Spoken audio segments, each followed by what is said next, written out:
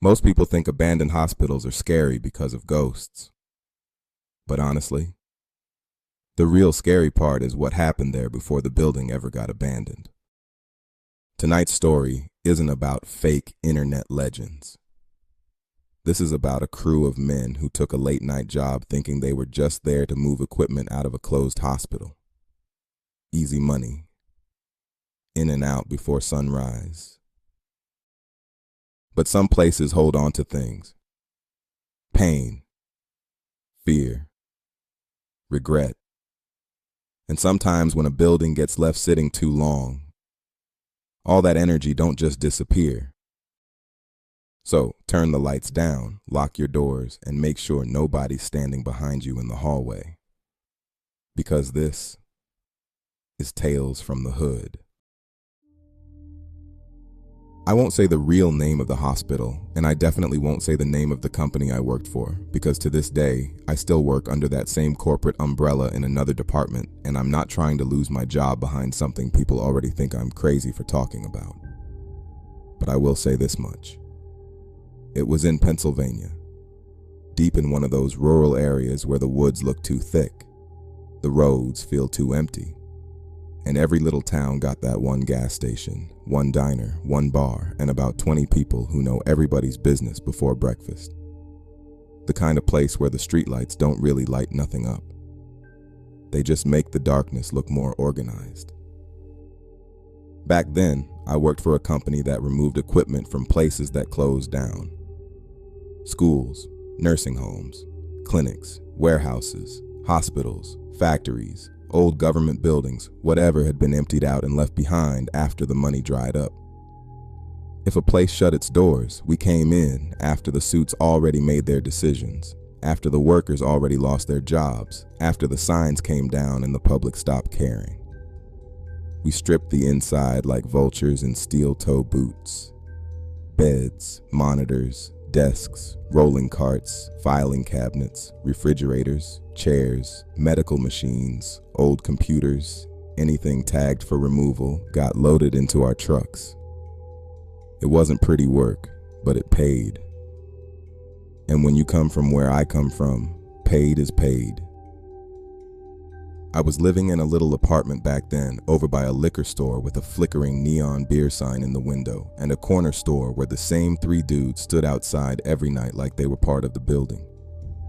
I had bills stacked on my kitchen counter, my car was making a knocking sound I kept pretending not to hear, and my mama had called me that same week saying her light bill was higher than usual. So when my phone rang on a Friday afternoon and Calvin said there was overtime available, I didn't hesitate the way I should have. Calvin was our night supervisor, and he was one of those men who always acted like he knew more than everybody else. Not book smart, but street smart in that slippery way where you never knew if he was helping you or using you. He told me the job was at a closed hospital out in rural Pennsylvania. The hospital had shut down 6 months earlier after government cuts and funding problems hit it hard. The official story was that the place couldn't stay open anymore because operating costs were too high and patient numbers were too low. The real story, depending on who you asked, was that politicians had been fighting over money, management had been hiding problems, and the community got left with nothing but an empty building and a 30-minute drive to the next emergency room. The closure of our rural hospital has left the community with limited healthcare options. Calvin said the hospital had been around since the 1800s. He said parts of it went all the way back to the Civil War era, when wounded soldiers were brought through there, treated there, and in some cases left there to die. Over the years, the building had been expanded and modernized, but the old bones were still inside it. Old stone under newer concrete. Old tunnels under newer hallways. Old suffering under fresh paint. He said people around town claimed over 60,000 people had died there since the 1800s. Soldiers, newborns, accident victims, sick children, elderly patients, overdose cases, people nobody came to claim, people who slipped away in winter when the roads were too icy for family to reach them. I laughed a little when he said that because I thought he was trying to scare me. Calvin didn't laugh back. He just told me to bring gloves, boots, a flashlight, and not to wander off alone. Then he said the crew was meeting there at 10 o'clock that night. That bothered me right away, because normal removal jobs started in the morning. You wanted daylight for a place that big. You wanted power on, doors open, trucks lined up, everybody fresh. But Calvin said the company wanted the high-value equipment removed before more people broke in and stole it. He said local kids, addicts, copper thieves, and homeless people had been getting inside for months. He made it sound urgent. He made it sound like we were saving the company money. What he didn't say was that we were walking into somebody else's mess. There were 15 of us that night. Me, Calvin, Darnell, Luis, Marcus, Pete, Ray, Andre, Tone, Big Mike, Jamal, Rico, Steve, Kelvin with a K, and a quiet older dude named Earl, who had been doing salvage work longer than most of us had been alive. Everybody came from somewhere different, but we all had the same look men get when they need money bad enough to accept a stupid schedule. Some were from Philly. Some were from little towns nobody heard of. A few of us came from neighborhoods where you learn early that danger doesn't always run up yelling. Sometimes it smiles, shakes your hand, and tells you there's overtime. The drive out there felt longer than it was. Once we got off the main highway, the roads narrowed, the streetlights disappeared, and the trees pressed in on both sides of the road like dark walls. Every now and then, we passed a farmhouse sitting far back behind a field, with one porch light glowing like a tired eye. No people outside, no traffic. No stores open except one gas station about 15 minutes from the hospital, where a man in a dirty hoodie watched our trucks pull in like he already knew where we were going. I bought coffee and a pack of gum, and when I asked the cashier how far the old hospital was, she looked at me for a second too long before saying, "Y'all working there tonight?" I said, "Yeah." She said, "Don't let them split you up too much." Then she turned away like she hadn't said anything strange at all. When we got to the hospital, it was sitting up on a hill behind a cracked parking lot with weeds growing through the pavement. The sign out front was crooked, half lit by one buzzing security lamp, and somebody had spray painted across it in red paint, "They never left." One of the letters had dripped down like blood before it dried. The emergency entrance doors were chained, cut open, and chained again. Some windows were boarded up. Some were broken out completely. Rain stains ran down the walls, and old hospital curtains fluttered through a few shattered windows, even though there wasn't much wind. An abandoned ambulance sat near the loading dock with flat tires, cracked mirrors, and vines crawling around the wheels. It looked like the place didn't close 6 months ago. It looked like it had been waiting 6 months for somebody dumb enough to come back inside. The parking lot had our company trucks, Calvin's pickup, one security vehicle, and 3 cars parked way off near the trees that nobody claimed. I asked Calvin about them, and he said they probably belonged to the security company. But the security guard only had one vehicle, and everybody knew it. Darnell noticed it too, because he gave me that look people from the hood give each other when something ain't adding up, but it's too early to say it out loud. That look means don't panic yet, but don't stop watching. Inside, the lobby smelled like mold, old bleach, wet ceiling tile, stale air, and something metallic underneath that reminded me of pennies sitting in dirty water. The floor was dusty, except where footprints had cut paths through the grime. Old chairs were flipped over in the waiting area. A vending machine had been smashed open. Graffiti covered the walls in layers. Names, numbers, gang tags that didn't look local, crude drawings, Bible verses, warnings, and stupid teenage jokes. Somebody had written, "No help came," behind the reception desk. Somebody else had written, "Ask the basement." I remember laughing under my breath at that, because sometimes you laugh when your body wants to run. A security guard named Mr. Keene met us near the front desk. He was older, maybe late 60s, with tired eyes and a uniform that hung loose on him like he had lost weight too fast. His hand shook when he handed Calvin the keys. He told us the temporary power was only working in certain zones. The elevators were not safe, and some stairwell doors had been chained from the outside because of break-ins. Then he looked at all 15 of us and said, "Stay with your crew, keep your radios close, and if you hear somebody calling your name from down a hall, don't answer unless you see their face." Nobody laughed. Not even Ray Ray. And Ray Ray laughed at funerals when he got nervous. Calvin split us up anyway.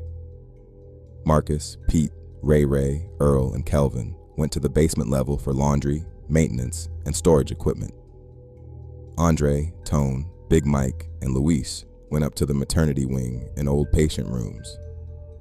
Jamal, Rico, and Steve went toward surgery and radiology. Me, Darnell, and Calvin started in the emergency department near triage and the ambulance bay. The plan was simple. Tag the equipment, disconnect what could be moved safely, stage everything near loading zones, and get the first truck filled before sunrise. It sounded organized. That's how traps usually sound at first. The emergency department looked like everybody had left in the middle of a shift. Papers still sat on clipboards behind the nurse's station. Disposable gloves were scattered on the floor. A wheelchair sat facing a wall in one exam room, like somebody had parked it there to punish it. The curtains around the beds were stained at the bottom from water damage. The whiteboards still had names half erased on them. One room said, "Mr. Smith, chest pain, family notified." Another said, "Baby boy, fever, waiting on transfer." I didn't like that. There's something about seeing half-erased names in an abandoned hospital that makes you feel like you walked in on people's worst day and never asked permission. At first, the work was normal. Heavy, annoying, nasty, but normal. We rolled carts through hallways, wrapped cords, checked serial numbers, and fought with wheels that kept locking up on broken tile. Outside, one of our trucks kept backing up with that steady beep, beep, beep echoing through the building. Darnell had a little speaker playing Chris Brown until Calvin told him to cut it off. Somewhere in the walls, pipes knocked. Somewhere above us, a door slammed. We all froze. Then Calvin said it was wind, even though none of us had felt any wind inside. The basement crew was the first to call over the radio. Marcus said they had found old uniforms in a storage room behind the laundry area. Calvin told him to leave museum junk alone, but Marcus said these didn't look like display pieces. He said they were hanging from hooks along the wall, damp at the bottom like they had been worn through mud, and one sleeve had a dark stain that looked too much like old blood. Earl told them not to touch anything because old fabric could have mold or chemicals in it. But Ray Ray, being Ray Ray, touched one anyway. The second his fingers brushed the sleeve, every light in that storage room went out. Not flickered, went out. Then all 5 of them heard men breathing around them in the dark. Marcus said it sounded like a whole ward full of sick people.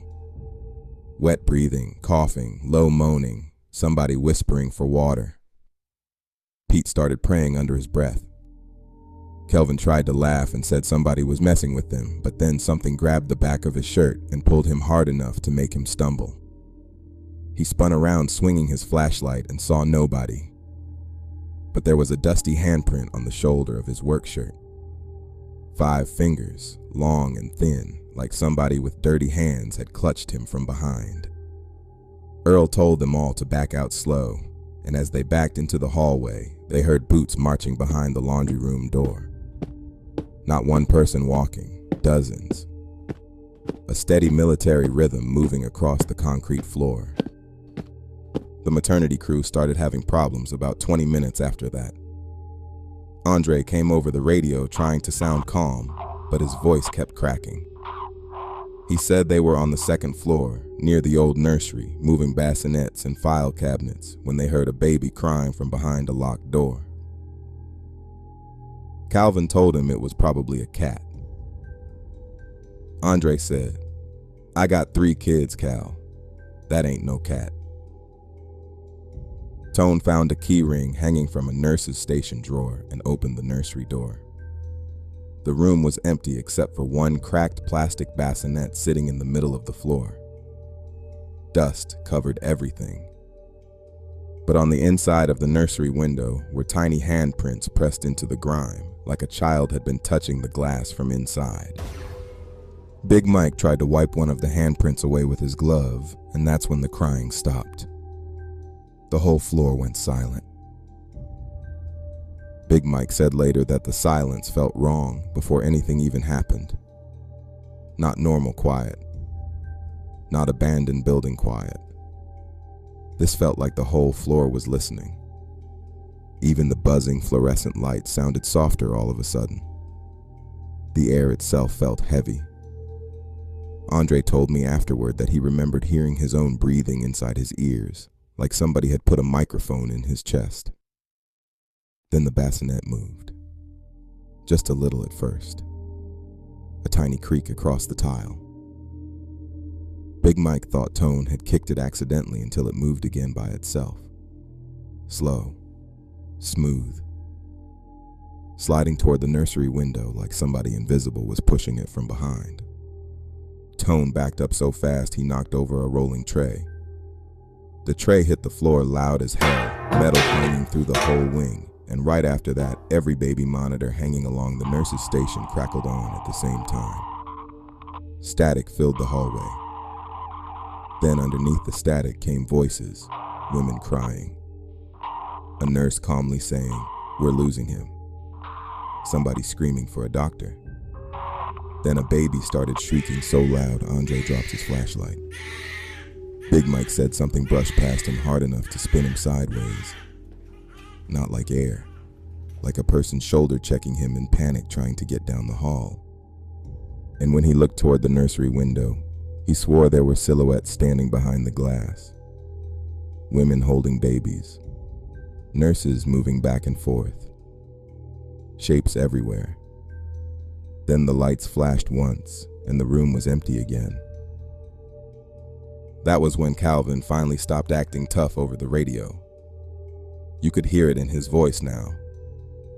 That little crack fear puts into grown men when they're trying hard not to sound scared in front of other men. He told everybody to stay focused and finish the first load before dawn. Earl immediately said we needed to leave. Earl said old places hold on to things. Said some buildings absorb pain like water into drywall. Calvin snapped at him and told him not to start that ghost nonsense. But Earl got quiet after that, in a way I didn't like. Old men who work dangerous jobs their whole lives know when something feels wrong. And Earl had started looking at the walls like he expected them to answer him back. Me and Darnell were disconnecting monitors near triage when we heard running footsteps overhead.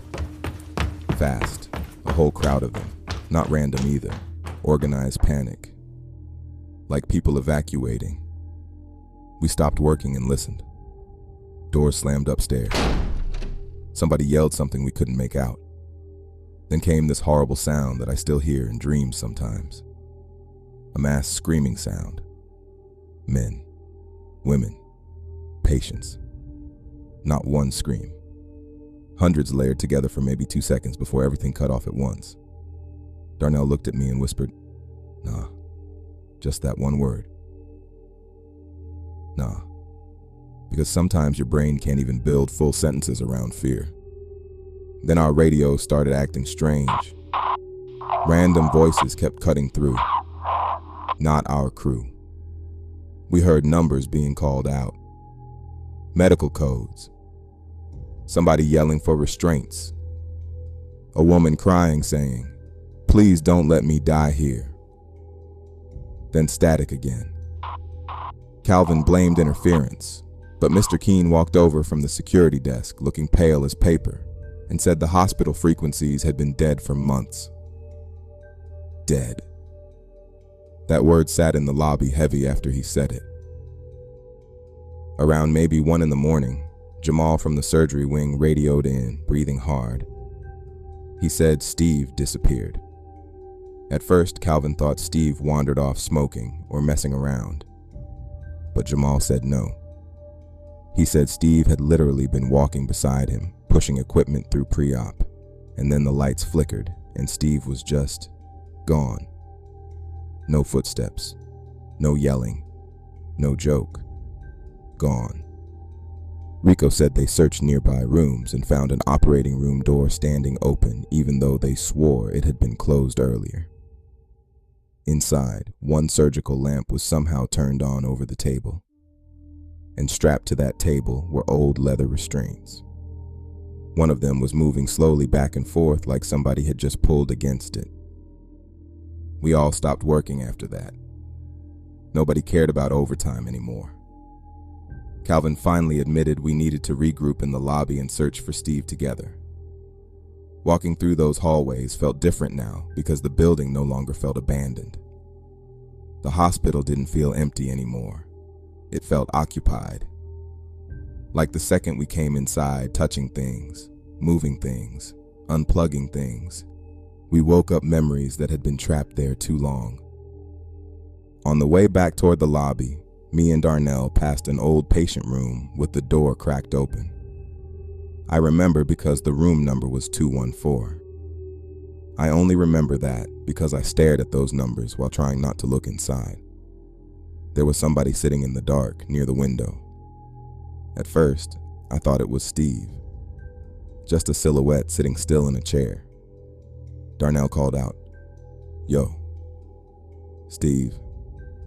The figure didn't move. Then slowly, its head turned toward us. Too slowly. Human bodies don't move like that naturally. My flashlight finally hit the face, and I almost dropped the light. It wasn't Steve. It looked like an old man with skin stretched tight over his skull, hospital gown hanging open, eyes blacked out by shadow. His mouth open like he wanted to say something, but instead, this wet, choking noise came out. Then the room lights popped bright for 1 second. The chair was empty. Darnell grabbed my arm so hard his nails hurt through my jacket. We didn't run right away because fear sometimes freezes you before it frees you. Then from farther down the hall, we heard a metal cart crash over and Steve started screaming, loud, pure terror. The kind of screaming where your body knows somebody's mind just broke. Everybody started running toward the sound. Radios overlapping, boots pounding tile. Flashlights bouncing everywhere. We found Steve near radiology, curled up against the wall, shaking so hard his teeth were chattering. His nose was bleeding. One side of his face looked swollen like somebody hit him. He kept pointing down the hallway toward the MRI room, saying, "They locked me in there." Over and over. "They locked me in there." Calvin grabbed him, asking who did. Steve looked directly at him and said, "The patients." Nobody joked after that. Nobody laughed. Steve said when the lights flickered, he suddenly heard people whispering behind him. Said hands grabbed his jacket from the darkness and dragged him through a doorway. Said he landed on the floor of the MRI room and the door slammed shut. He swore he heard dozens of people breathing around him in the dark. Said cold hands touched his face, his neck, his arms. Said somebody leaned down near his ear and whispered, "You left us here." Then he started crying, right there in front of everybody. Full-grown man crying hard as hell in an abandoned hospital at 1 in the morning. That should have been enough to leave. It should have been. But Calvin kept saying we were all feeding off each other's fear. Kept saying stress and darkness can make people hallucinate. Then Mr. Keene quietly asked Calvin if he ever bothered reading what happened before the hospital closed. Calvin told him no. Mr. Keene said during the final winter before shutdown, the hospital got overcrowded during a brutal flu outbreak. Staff shortages, frozen roads, delayed transfers, too many patients, not enough help. He said people died waiting in hallways, died in wheelchairs, died calling for nurses that couldn't reach them in time. And according to him, some employees believed the hospital changed after that winter. Like all that panic and suffering never really left the building. The worst part happened around 3 a.m. That's when the storm rolled in.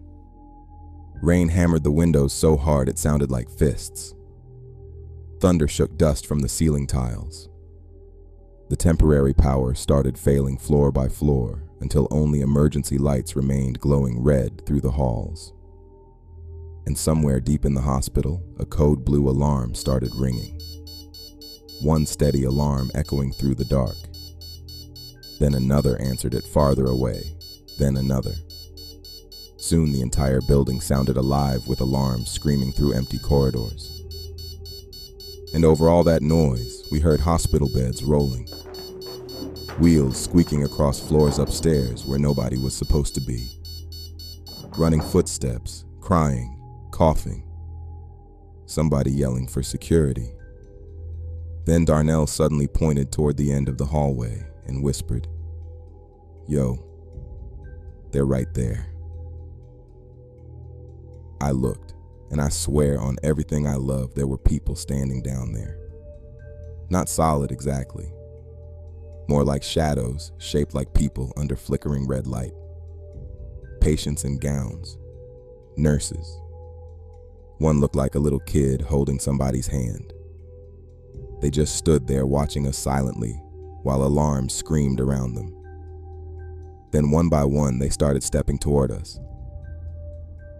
That broke everybody. Men started cursing, shoving equipment over, grabbing bags, running for exits.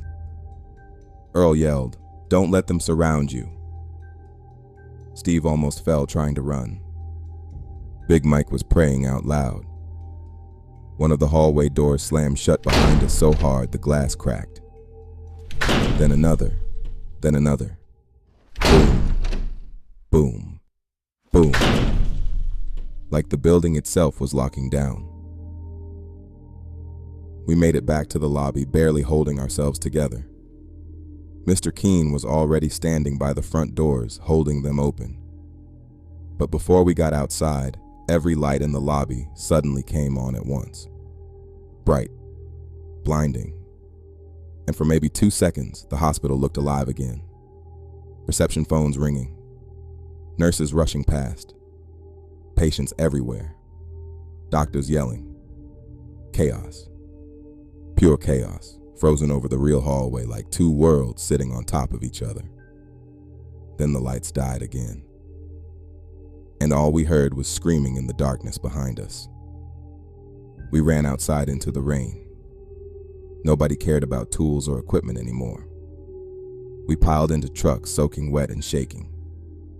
And when I looked back at the hospital from the passenger seat, I saw figures standing in several windows watching us leave. Not moving, just watching. The craziest part? The next morning, corporate told us the job was canceled permanently. No explanation, no follow-up. They paid us anyway and told us not to discuss the site publicly because of liability concerns. Mr. Keene quit 2 weeks later. Steve never came back to salvage work again. Earl just nodded when I asked him what he thought happened and said, "Some places get too full." I still work for that company under another division. I still go inside abandoned buildings sometimes, but I don't do hospitals anymore. Won't, especially old ones. Because hospitals aren't like other buildings. People are born there. People die there. Families break there. Hope lives there. Fear lives there too. And sometimes, I think not everything checks out when the building closes. Therefore, copy that. We send some over 216, okay?